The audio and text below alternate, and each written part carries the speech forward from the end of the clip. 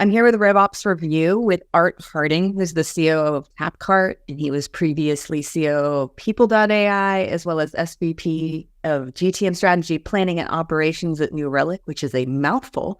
But in short, he is an expert of all things ops, RevOps, and really scaling from earlier stage to large scale. So he's seen both sides of the fence, whether you're a large enterprise trying to refine your tech stack and your RevOps function, as well as a company that's in hyper growth mode.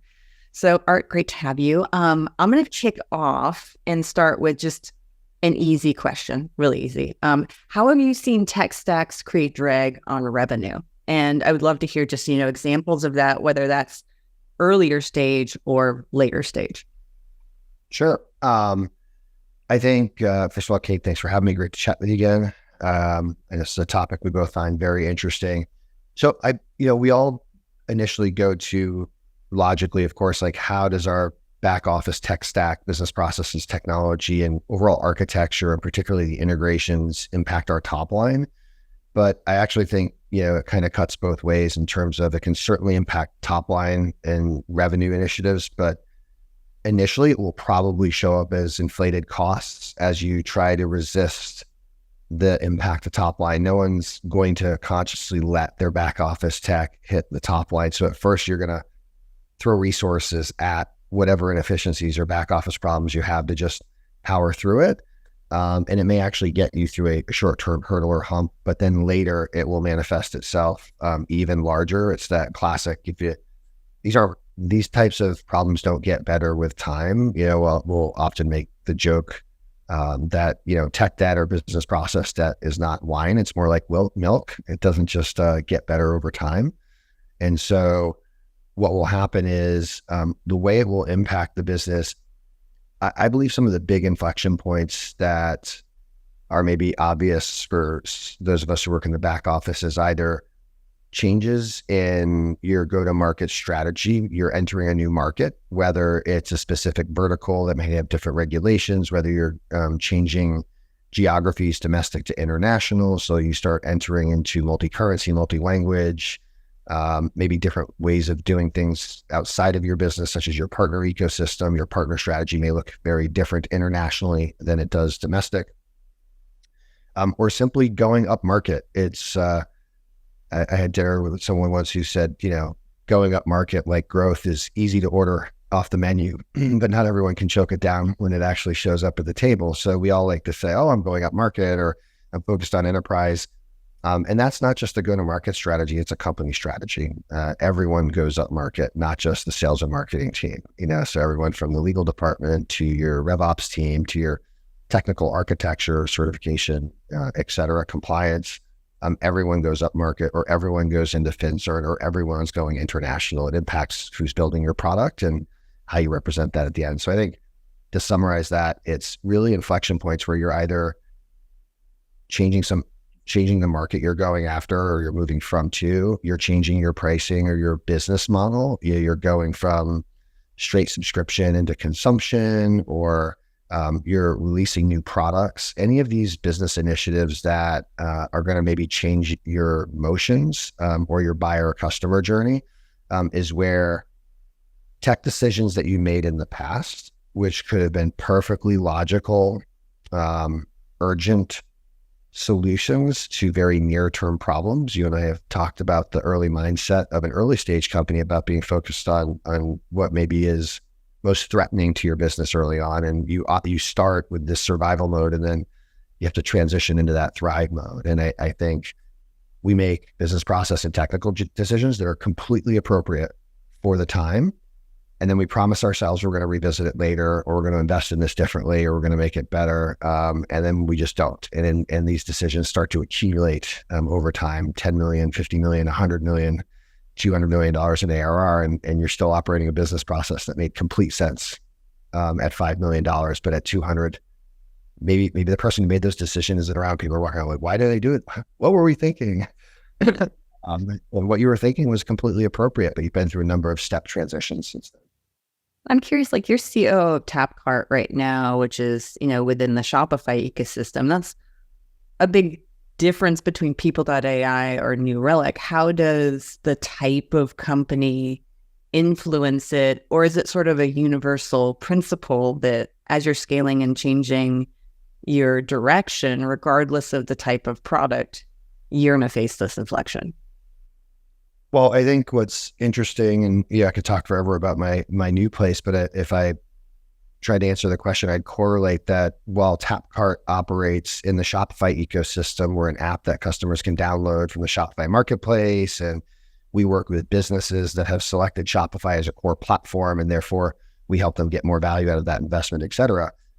People.ai, while RevOps platform was part of the Salesforce ecosystem, and New Relic was part of the cloud, AWS and Azure and Google Cloud ecosystems. And so it's very rare today that we have technology that exists on its own, not somehow either with a relationship of some kind. It might be a social media platform, it could be an infrastructure platform. And back to inflection points, there is inherent impact when your technology runs off of, feeds off of, or at least orbits around one of these platform planets. So they're changing their business models, they're changing their interfaces, they're changing their APIs.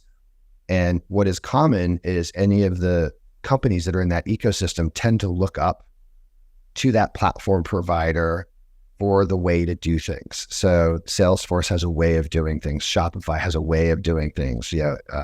AWS has a way of doing things. And so if you're a smaller player in those larger ecosystems, the habits, tendencies, and behaviors of those larger players will actually matriculate in your organization. You're probably going to hire people with backgrounds from those companies. You're going to look up to those companies for best practices and recommendations. The recommendations Shopify may give to its ecosystem are very different than AWS would give to like a New Relic. But I can tell you, we have people come and go inside of these organizations from these ecosystems. And so it impacts how you do business, not just the technology that you're actually. That totally makes sense. Well, in that vein, going back to something you said, which is about the urgent versus long term, I think that as humans, we tend to get focused on the thing right in front of our face. We may not see that, this fire in front of our face is a short-term one. It's not going to turn into a wildfire, but we tackle it anyway. Or we don't see the fire that will be a wildfire a year or two from now. We don't have that anticipation. So I'm curious how you balance out that perspective of short-term versus long-term thinking, particularly with a tech stack. And I know, from a founder perspective, that you can architect the perfect process and labor it way too much when in fact you need to do the kind of the shortcut to get to the end. And there's choices that you make between these two things. And it's just wisdom to choose, but I'm curious how you think about it from that perspective for a COO, CEO, or RevOps leader. How do you weigh those two things? Sure. It's probably, I would say, there's two dimensions that weigh not just on myself, but a lot of folks who find themselves in the role of helping to arbitrate the decisions for what is often probably where an early stage company grows up, which is this bias for action, natural sense of urgency, being aware of near-term threats and opportunities, because as you're smaller, of course, your number one competitive advantage is your ability to move quickly. So one of the things that I'm most aware of, I certainly don't want to rob a company, a leader, or an individual of that natural tendency. It's a very powerful instrument in the orchestra is one of the analogies I'll often use with someone whose instrument is a bias for action or acting with urgency, right? And so it's neat to think that we're all going to become balanced leaders or operators or, in this instance, musicians. But in fact, we all probably either have a violin we love to, take off on a solo, or that triangle we like to bang in the back, or whatever your role is in the symphony. And I think it's important that if a company, if you think about, there's classic matrix around prioritizing urgent versus important, the Eisenhower matrix, in terms of like, is something urgent or important, or is it important but not urgent? I don't think any of the quadrants around what's urgent or important, if you ever look at sorting your workload like that, are more or less important. What's important is when or when and how much to operate in each square. There's periods of time where you absolutely should be indexed primarily on urgent, important items. As an organization, I'm not talking about individual productivity. I'm talking about you're a leader of an organization. Where do you want their energy? There are times where the urgent, important matrix is where everyone should be. That bias for action, those quick moves, and to your point, like just hacking through something when you know you're doing it, but you also know it's the right thing to do. There are times where that's absolutely true.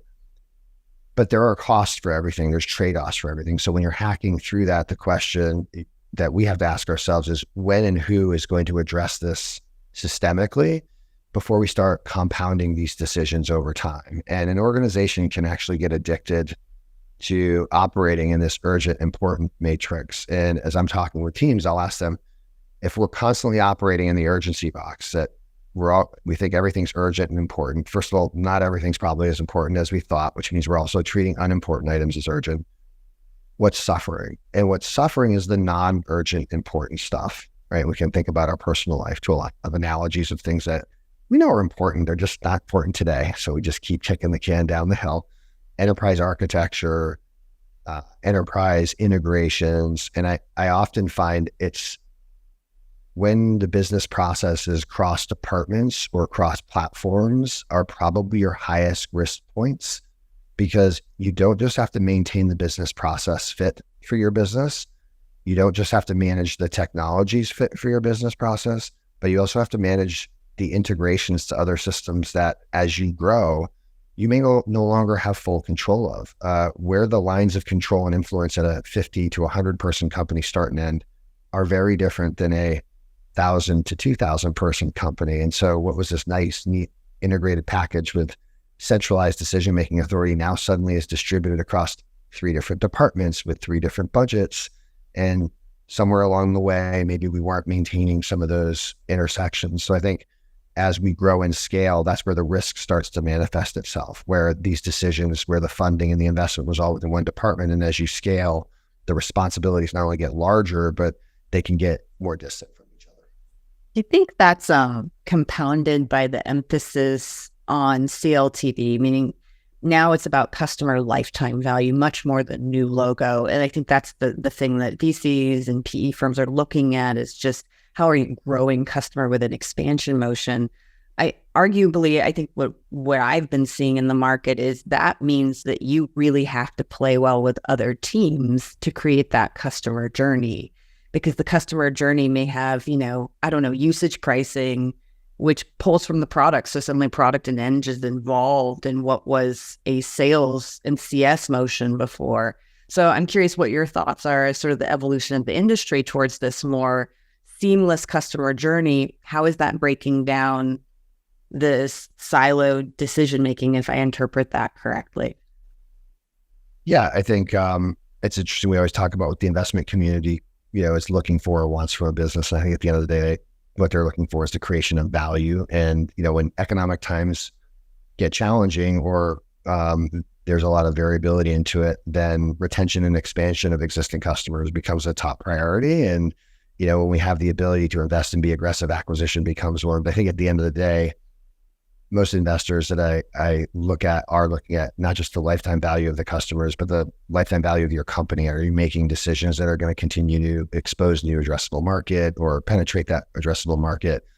And of course, we're all focused on customer acquisition costs and some of that, but the only thing more expensive than acquiring a customer would be losing them after you acquire them, or building technology you had revenue plans for, but fail to monetize because you didn't have a new product introduction or a go-to-market readiness mindset, or even a commercial mindset of what it was going to take to bring a new investment to market. And have you properly prepped your install base for this new technology that now is going to be an uplift or an add-on is your install base? And I think that's one of the things that's easy to forget is an install base is something we become very proud of when we're acquiring it. But then as the company grows, it actually does have a gravitational pull on your roadmap and your responsibilities and your investments. And so it was something you so desperately wanted for a long time, suddenly put some weight on the organization, because now you actually have those customers, and that install base is a responsibility as well as an opportunity. And I think back to when we talked about what can be some of the impact of some of these decisions, introducing a new pricing model and feathering that into the buyer and customer journey across the different functions can really be something where your business process and your technology around things as maybe obvious or front office as how you price and quote your products, which for a sales or customer success team is part of their everyday life as they're landing, expanding, and renewing customers.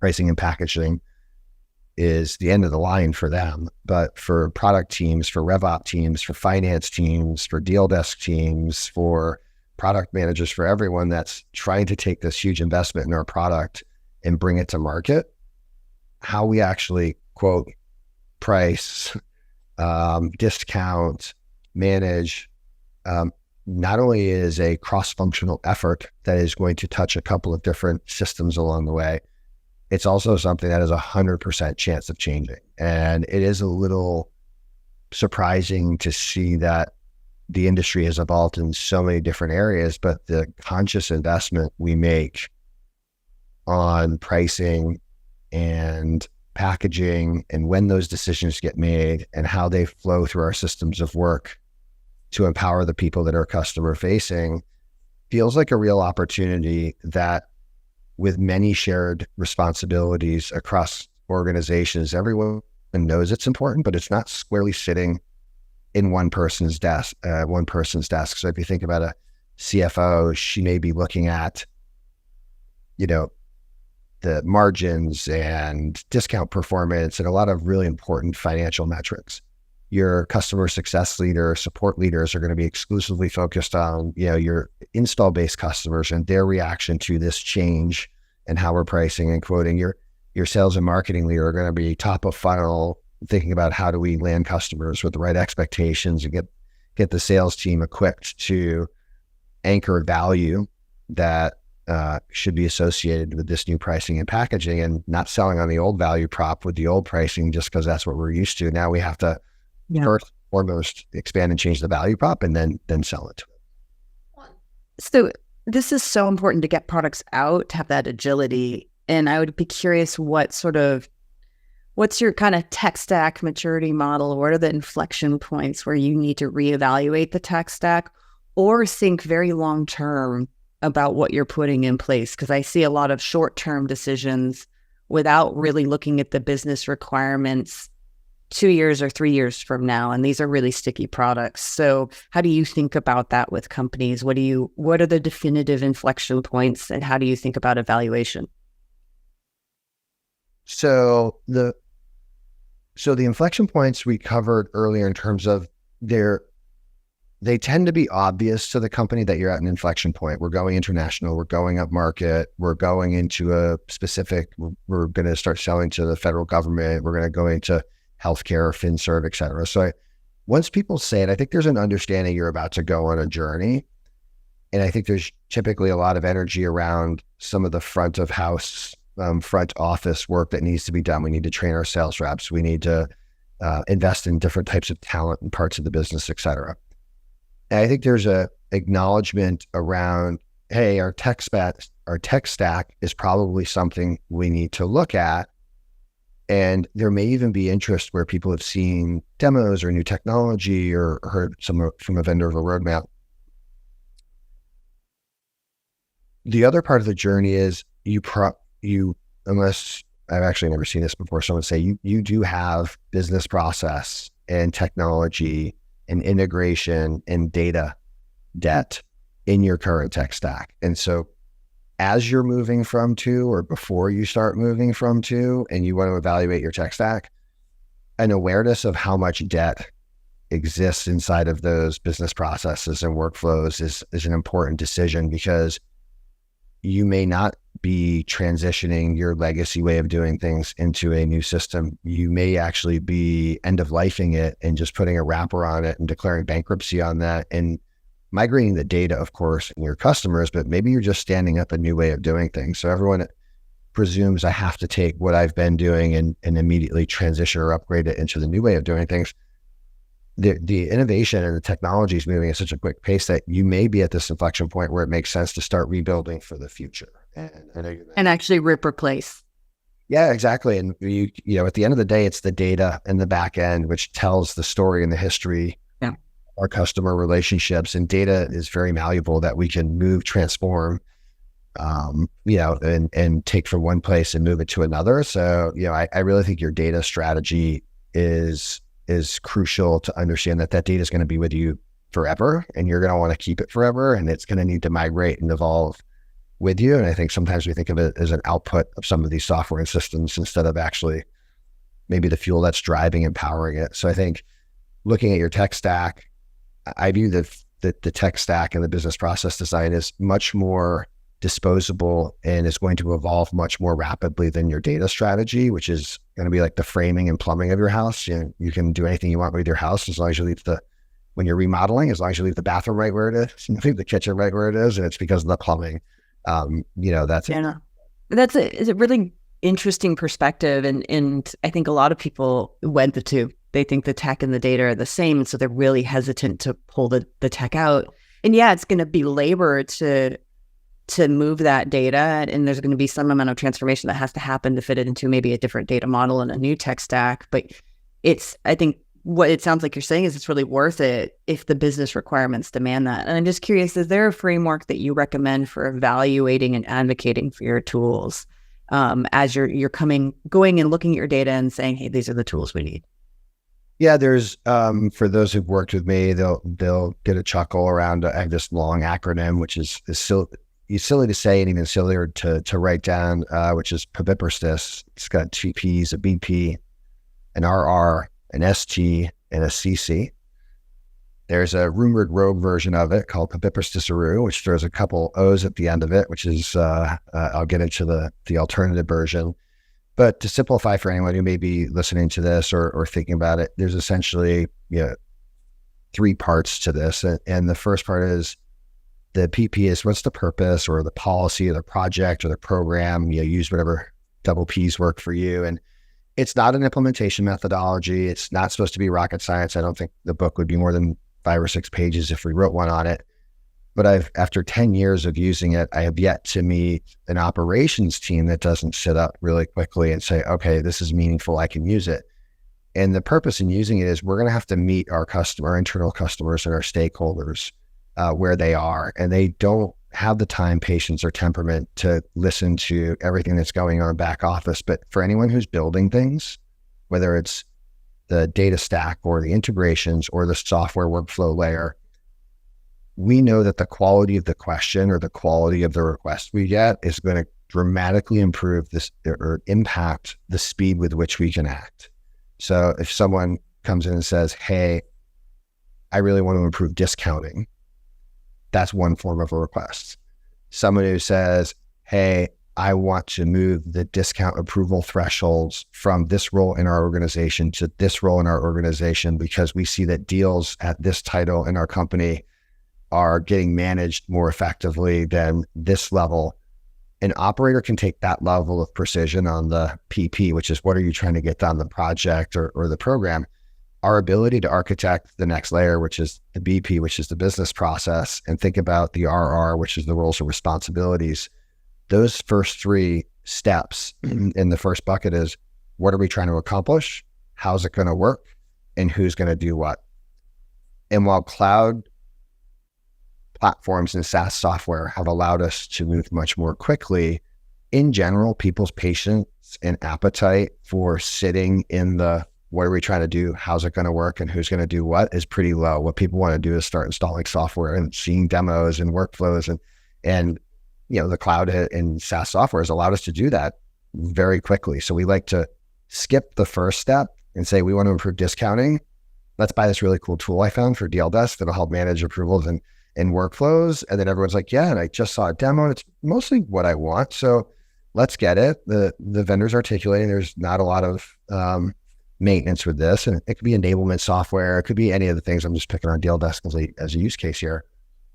But the second step in this long acronym is about the systems and tools and the communication and collaboration. And what I find is we have such an itch, such a bias for action that we want to see a demo, we want to buy the tool, and we want to put it in. So systems and tools. Then as you go to collaborate with stakeholders or actually communicate to your company through enablement, through policy design, et cetera, you have to go back to that first step. Like, what were we trying to accomplish again? And who's going to do what? And how is this going to work? And I don't think that the first step of business process design and roles and responsibility needs to be a multi-quarter, multi-year journey of pain and suffering. Just some focused time without your alerts going off, without seeing demos, without the vendor in your ear, just sitting down and saying, okay, what are we trying to accomplish? How is this going to work? And who's going to do what? If you bring to any enterprise architect or any enablement or communications leader those three things, this is what we're trying to do, this is how it's going to work, and this is going to do what, not only is the quality of the technology and architecture you implement going to be better, but your enablement, the guidance that you're going to give people, how your peers, is all going to improve. And then I talked about the version of Persist, which is the OO, which is ongoing operations. So it's one thing to think about your project or your program, think about your business process design, think about your roles and responsibilities. Then we put our systems and tools in place. We do our communication collaboration. And a lot of times we think we've stuck the landing, when in fact, that's usually actually the beginning of your journey. Now you have ongoing operations, which is the OO. And that acronym has been built with just wonderful operating teams that I've worked with over the years, where we've talked about when projects went well, when we evolved with the business, when we made smart investments, what did we get right? And it was universally, you deposited a solid B to an A- minimum in each of those categories before you spent money and started touching technology.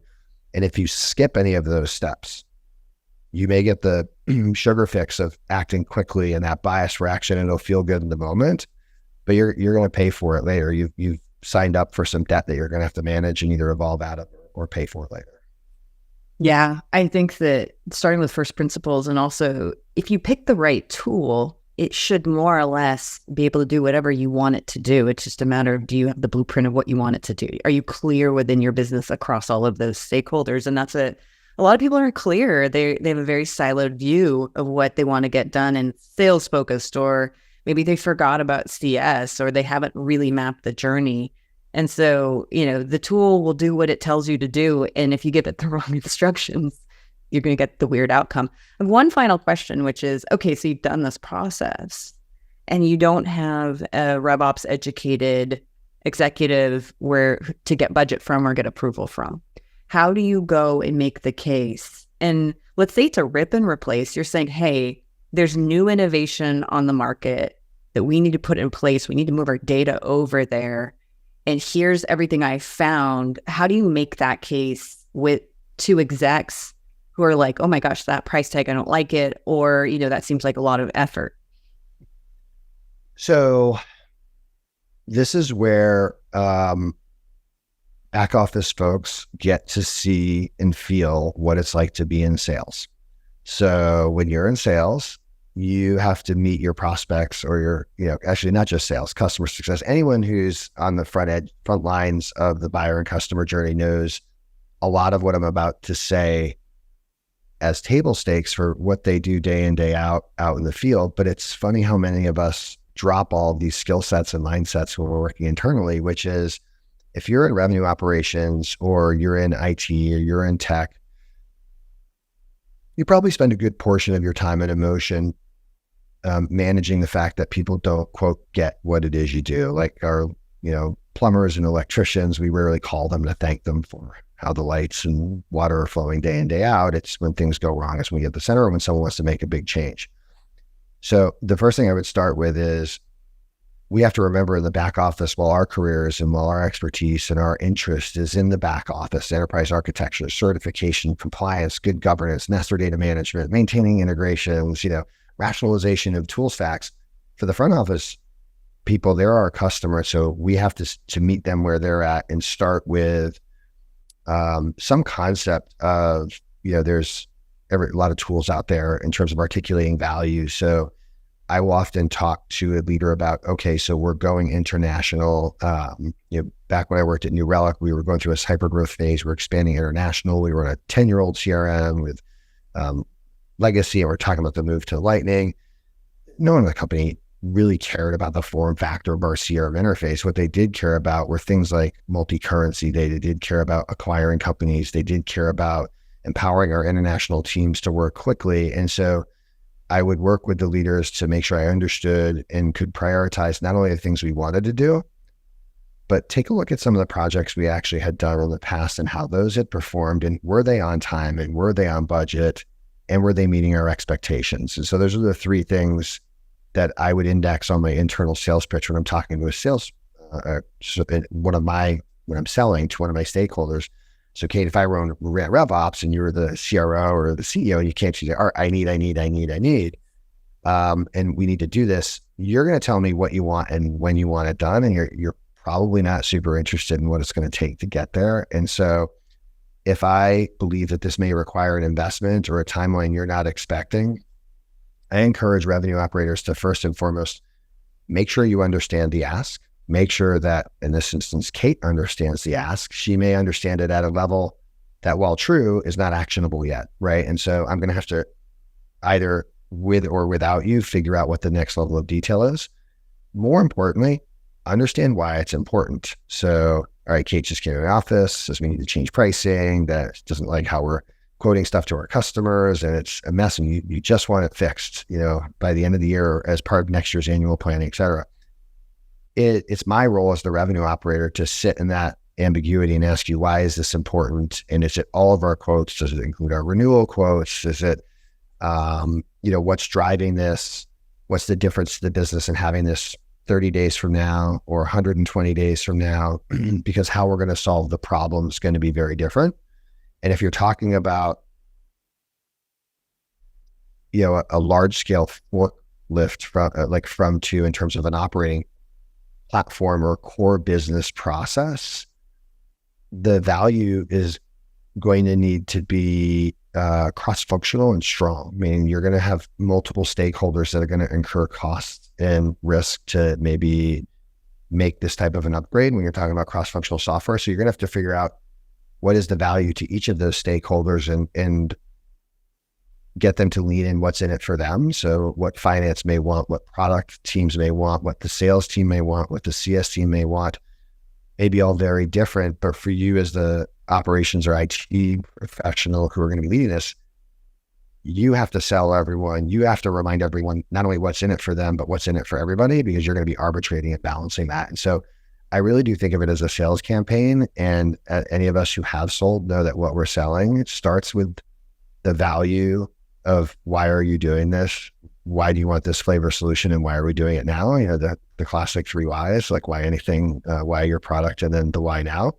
And I think as revenue operators, we need to, and IT professionals in today's world, we need to think like product managers. We need to have roadmaps, and we need to understand the value of what we're bringing. And we have to understand why it's important to our stakeholders.